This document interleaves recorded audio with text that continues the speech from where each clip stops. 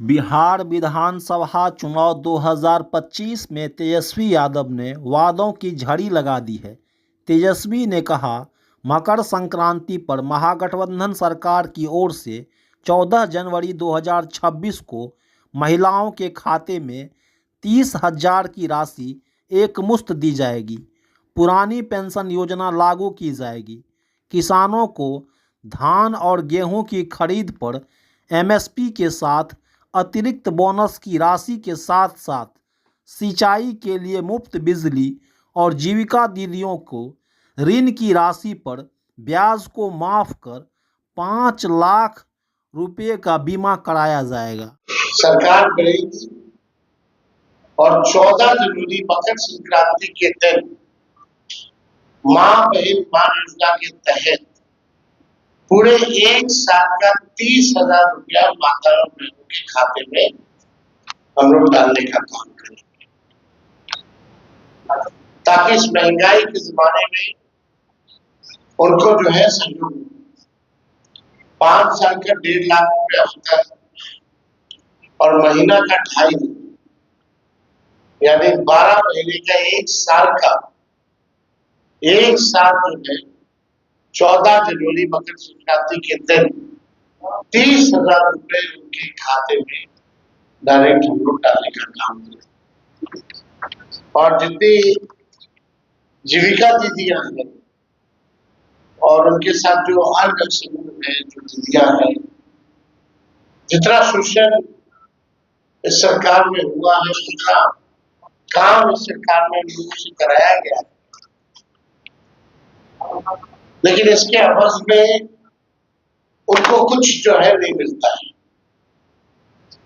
तो इसलिए हम लोगों ने पहले भी जीविका दीदियों के लिए हम लोगों ने कहा था कि जीविका दीदी जो सीएम है, कम्युनिटी मोबिलाइजर जो है, उन सब सीएम दीदियों को हम लोग जो है स्थायी करेंगे और मानदेय जो है उनका 30,000 रुपया किया जाए। जो कैडर है, जिनका कैडर है, जो समूह है, जो दीदियां हैं, दिन रात जो सरकार काम कराती है, उन दीदियों के लिए 2,000 रुपया प्रति माह हम लोग जो है देने का काम करेंगे। साथ ही साथ जो उधार लेती है, जो इंटरेस्ट लगता है लौटाने में, उस इंटरेस्ट को भी जो है माफ करेंगे और 5 लाख रुपए का बीमा और तमाम दीदियों के लिए हम लोग जो है कराने का काम करेंगे। एक बहुत पुराना इश्यू है और सभी लोगों की मांग थी, कर्मचारियों की मांग थी, जिसको हमने बिहार विधानसभा में भी सरकार से कई बार हम लोगों ने मांग की। ओपीएस, ओल्ड पेंशन स्कीम, हमारी सरकार बनेगी तो ओल्ड पेंशन स्कीम जो है लागू किया जाएगा। साथ ही साथ आप सब लोगों को हमने बताया, चाहे पुलिसकर्मी हो, चाहे अस्पताल में जितने स्वास्थ्य कर्मी हो, या शिक्षक हो, या अन्य सरकारी कर्मचारी हो, उनका जो होम डिस्ट्रिक्ट है 70 किलोमीटर के दायरे में ही ट्रांसफर पोस्टिंग जो है हम लोग करेंगे। और लोगों की भी मांग, नर्स वगैरह, तो स्वास्थ्य मंत्री रहे हैं, इस पे भी हम लोग काम कर रहे हैं। लोगों की मांग थी, नर्सेस की मांग थी। चंपारण की रहने वाली है, आप उसको जमुई ट्रांसफर करती है, वहां रहना पड़ता है, खर्चा जो है बढ़ता है। इसको देखते हुए उनको तकलीफ ना हो, इस वजह से 70 किलोमीटर के अंदर रेडियस में ही उनका जो है ट्रांसफर पोस्टिंग जो है कराया जाए। और एक बड़ी घोषणा हम लोगों ने पत्र में भी दिया है।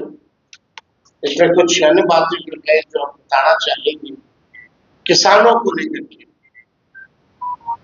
जो धान का हो या गेहूं का हो, एमएसपी पे इन लोगों को आज भी इस सरकार ने इन दो फसलों पे एमएसपी पे अभी भी नहीं मिलता है, दिया जाता है किसानों को, एमएसपी पे नहीं दिया जाता, उससे जो है कमी जो है किसानों को मिल पाता है, बिचौलिया जो है उनको फायदा मिलता है। हम लोगों की सरकार आएगी तो किसानों को प्रोत्साहन के रूप में जो धान का एमएसपी के अतिरिक्त 300 रुपए प्रति क्विंटल के दर पर अतिरिक्त बोनस का जो है भुगतान किया जाए, यानी जो धान का जो न्यूनतम समर्थन मूल्य है उसके अतिरिक्त 300 रुपया जो है हम लोग देंगे, और जो गेहूं खरीद पर न्यूनतम समर्थन मूल्य के अतिरिक्त 400 रुपया प्रति क्विंटल जो है दर पर बोनस जो है उन किसानों को दिया जाएगा, यानी धान का अतिरिक्त 300 रुपया एमएसपी के अतिरिक्त और गेहूं का एमएसपी के अतिरिक्त 400 रुपया जो है प्रति क्विंटल हम लोग जो है करेंगे। साथ ही साथ राज्य में जो किसान है सिंचाई जो करते हैं, इरिगेशन का आप जानते हैं जो काम जो होता है, बिजली लगता है, बिजली जो है महंगा है बिहार में, देश में सबसे महंगा बिजली है तो बिहार में। तो जो भी हमारे किसान जो सिंचाई के लिए बिजली जो इस्तेमाल करते हैं, सिंचाई के लिए उन किसानों को बिजली मुफ्त में हम लोग दिलवाने का काम करेंगे। तो ये बड़ी बात है और इससे किसानों को जो है भारी राहत जो है मिलेगा, यानी जो सिंचाई होगी वो उसका जो बिजली जो खर्चा जो होता है वो फ्री जो है हमारी सरकार बनने के बाद हम लोग करेंगे। अभी जो स्थिति है राज्य सरकार जो है 55 पैसा प्रति यूनिट जो है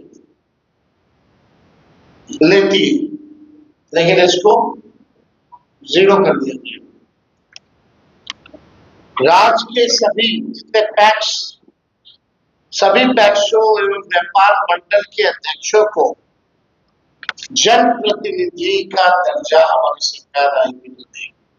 जितने भी पैक्सों है या व्यापार मंडल के अध्यक्ष हैं उन सबको जनप्रतिनिधि का दर्जा जो है दिया जाएगा, और सरकार बनने पर राज्य के जितने 8,463 पैक्स में दशकों से कार्यरत प्रबंधकों को सहकारिता विभाग से मानदेय का भी भुगतान करने पर हमारी सरकार विचार करेगी।